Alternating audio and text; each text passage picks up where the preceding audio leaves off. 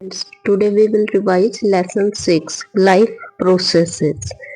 Why is diffusion insufficient to meet the energy requirements of the multicellular organisms like humans? In multicellular mean which are made up of the many cells.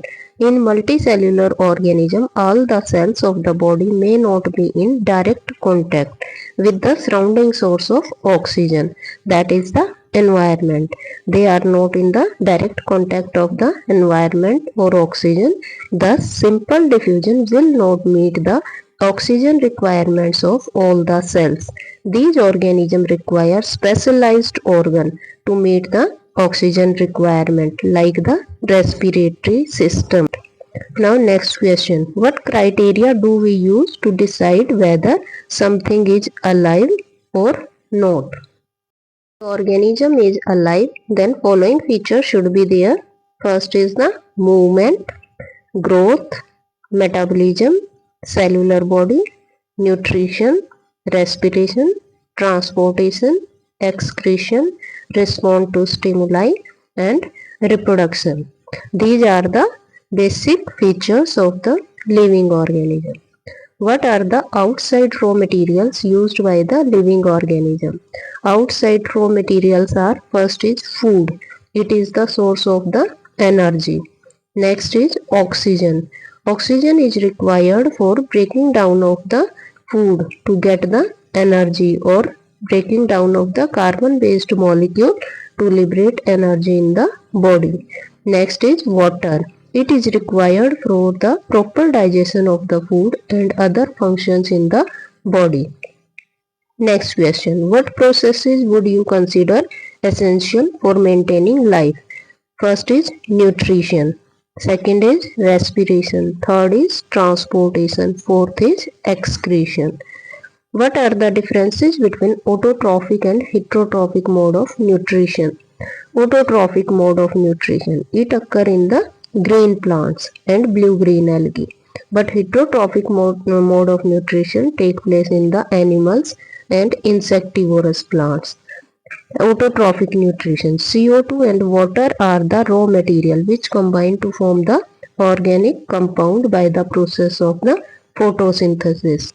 But heterotrophic organisms depend on the plants and herbivorous animals for their food.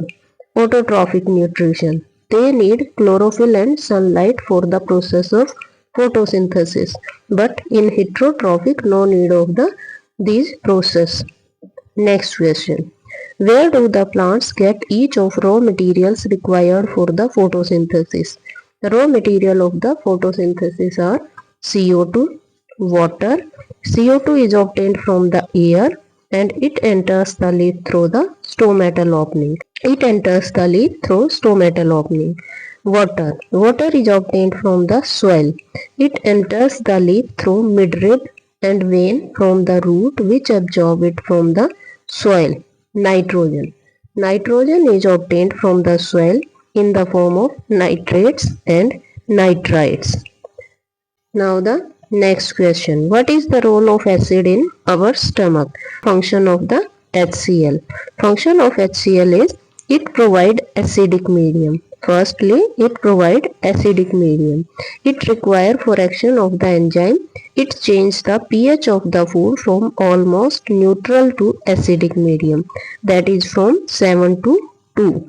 Activities that proenzyme propepsin into the active pepsin. It activates the proenzyme propepsin into the active pepsin. Next is destroy the bacteria present in the food. Sometimes we eat the stally food or germ containing food, then it will kill the germs or bacteria. Next question is, what is the function of digestive enzymes or role of the digestive enzyme? These enzymes convert the non-diffusible form of the food into the diffusible form. Ptyalin converts starch into the maltose. Ptyalin enzyme present in the mouth converts starch into the maltose. Pepsin break down the protein into the peptides and amino acid. Lipase. Lipase act on the fats and form fatty acids and glycerol. Maltase. Maltase acts on the maltose and form the glucose. How is small intestine designed to absorb the digested food? Small intestine is long tubular structure. The inner wall of the small intestine is thrown into the folds called the villi. The absorptive cells have numerous finger-like projections called the microvilli. They increase surface area for absorption of the food. Next question. What advantage over an aquatic organism does a terrestrial organism have with regard to obtaining oxygen for respiration?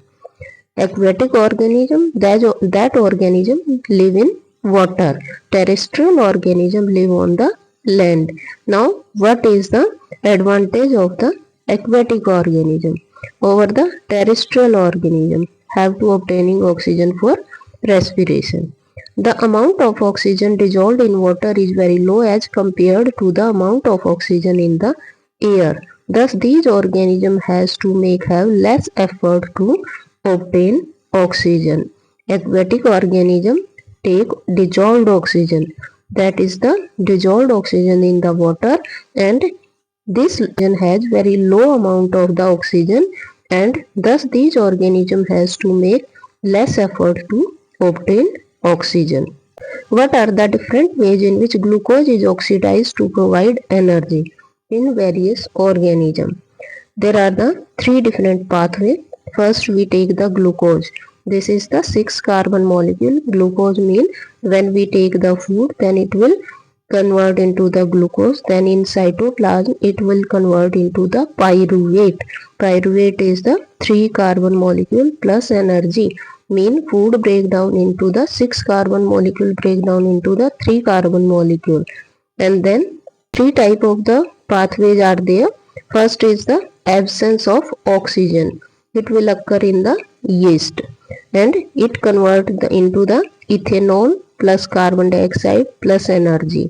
It means glucose convert into the ethanol plus carbon dioxide plus energy. This is called the anaerobic respiration.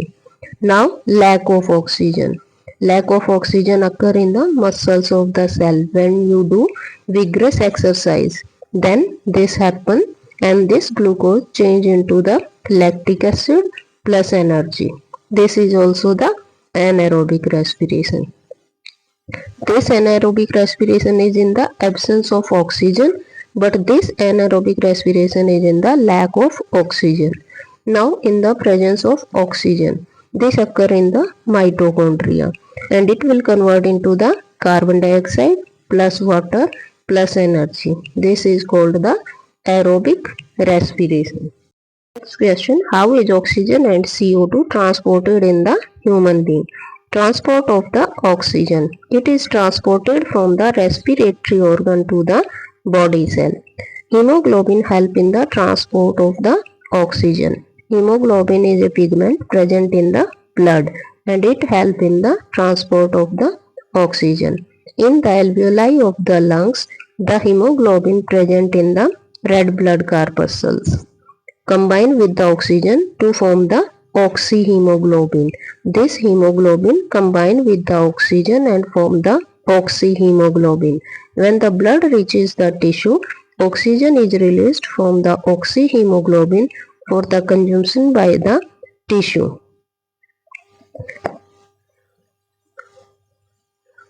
Hemoglobin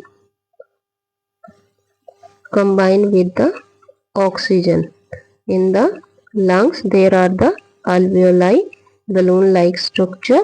There are the blood vessels. In the blood vessels, blood present in the blood, hemoglobin pigment is present which provide red color to the blood, and then it will combine with the oxygen and form the oxyhemoglobin.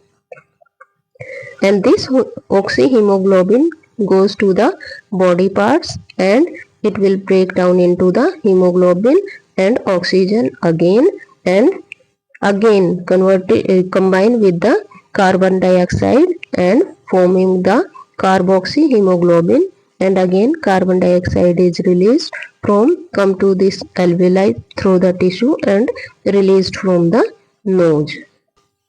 Some of the oxygen is transported in the solution formed by the plasma of the blood. Transport of the CO2. CO2 diffuses into the blood plasma to form the physical solution. CO2 forms unstable carbonic acid with water and it is transported as such. CO2 is also transported from tissue to lungs as bicarbonates. How are the lungs designed in the human being to maximize the area for exchange of gases?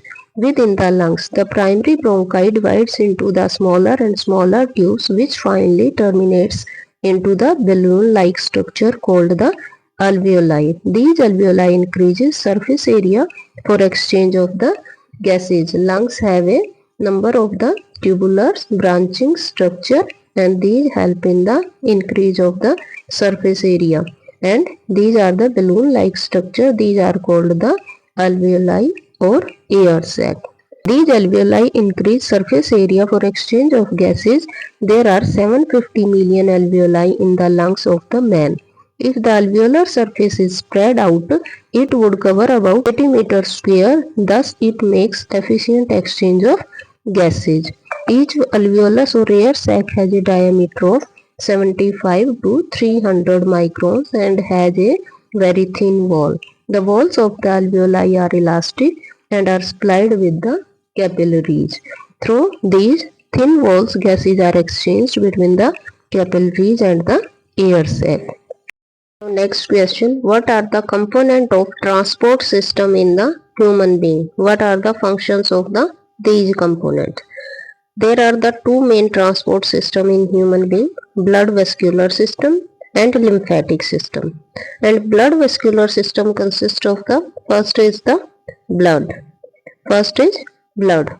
And this blood consists of the plasma and the blood vessels. Plasma and blood vessels. And blood vessels are RBC, WBC and platelets. Blood is a reddish color viscous fluid connective tissue. It is connective tissue because it connects the full body or whole body. That's why it is called the connective tissue. In an adult human being, it is 5 to 6 liter in amount. Blood consists of the two parts, plasma and the elements. And the element is the blood vessels, RBC, WBC and platelets. Blood transport digested food, oxygen, carbon dioxide, nitrogenous waste and hormone in the body. Next is heart. Heart is a hollow muscular pumping organ. It consists of the four chamber. Heart consists of the four chamber. This is two auricle and two ventricle. This is the right auricle and this is right ventricle and this is left auricle and this is left ventricle. The heart in fact has four watertight chamber. The receiving chamber is called the auricle or atria and the distributing chamber called the ventricles. The left auricle receives purified blood. This left auricle receives purified blood from the lungs and empties into the left ventricle. Left ventricle distributes blood to the various organs and tissues through the blood vessels. And the right auricle receives impure blood. This receives the impure blood or deoxygenated blood. Impure blood or deoxygenated blood and it will receive oxygenated blood or pure blood. The right auricle receives impure blood from the all parts of the body. It will receive the blood from the superior inferior vena cava and from all the body parts and empty into the right ventricles. The latter send blood to the lungs. Here blood received by the right auricle, then right ventricle and then goes to the lungs. Then the blood goes to the lungs and the latter send blood to the lungs. Heart pump the blood in the body. Blood vessels. Blood vessels which carry oxygenated blood are called the arteries and they divide to form the capillaries of finer dimensions. Exchange of materials take place across the capillaries. It is possible because the walls of capillaries are extremely thin. The blood from the tissue is returned by the veins. Now the lymphatic system. Lymphatic system consists of the lymph vessels, lymphatic capillaries and lymph node. Why is it necessary to separate the oxygenated and deoxygenated blood in the mammals and birds? In the mammals and birds, oxygen demand is more. So they need pure blood to get maximum amount of the energy. In the heart of these organisms, left side have oxygenated blood and right side have deoxygenated blood. The separation of the blood allow a highly efficient supply of oxygen to the body. It is essential for such animals which have high energy needs. They also constantly use energy for maintaining body heat. What are the components of transport system in highly organized plant? In the plant, there are the two type of the components, xylem and phloem. Xylem, vessel and tracheids of the roots, stems and leaves are concerned with the transport of water and mineral. If we consider a plant, then here xylem carries the water and minerals from the roots and send to the upward to the leaves. Here photosynthesis take place by the plant and then phloem carries the food to the different part of the plant downward. In this way transportation in the plants take place. Xylem, vessels and tracheids of roots, stem and leaves are concerned with the transport of water and mineral. Phloem consists of the sieve tube and companion cell. It transports food, amino acid and other substance from leaves to various parts of the plant. How are water and mineral transported in the plant? This is the very important question. Transport of water and mineral. Plants require water for making food by photosynthesis and also need minerals for the various metabolism and growth regulatory processes. Water and mineral absorbed by the root are transported through the tracheids and vessel. Xylem, tracheids and vessel are thick-walled and non-living. Water absorption is of two types, passive absorption, active absorption. Passive, in which no energy is utilized. Active absorption, in which energy is utilized. And how is food transported in the plants? The food prepared in the green leaves of plant is transported through the phloem in the form of the sucrose, solution to storage organ of the root, seeds and fruit. This process is called translocation. This process requires energy. It is provided by the ATP molecules. This increases osmotic pressure in the tissue, causing water to move into it. This pressure moves the material in the phloem to tissues which have less pressure. Hope I am clearing your doubt.